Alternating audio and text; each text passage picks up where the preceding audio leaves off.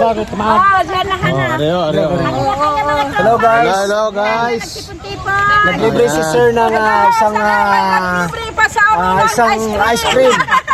Hindi isang ice cream, isang block, isang kwan. Wala na. Isang box. Nagalis na yung ice cream mo. Sayang, wala na.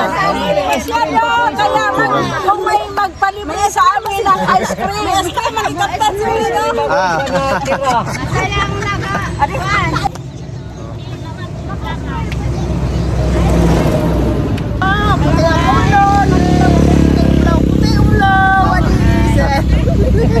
Yan. Itong mga tropa. Yan, no?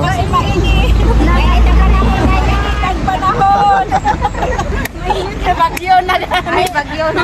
Anong pangkabuhayan dito mga madam? Mga Wala pa.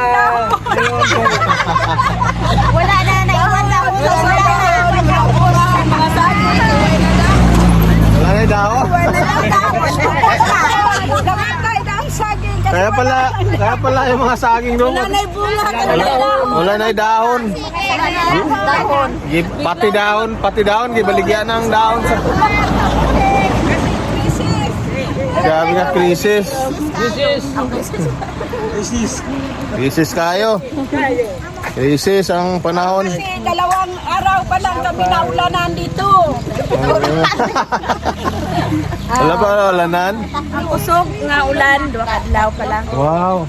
Listen, no? Nagtanong na galing si Bio kay 2 ka adlaw ang Tanom na siya? oo, kay nag-ulan na. Na paano kung 2 buwan naman wala ulan? Wala tayong magawa. Ano pa daw ang init? Oo. I-pray natin na magulan pa. Tuloy na ang ulan. Oo. Ay, pag wala ulan, grabe ka, ano no? Init. Ang panahon ba? Init at saka krisis pa. Ito ang tinatawag nating resiliency, ano? Kahit na mahirap ang buhay, nakangiti pa rin.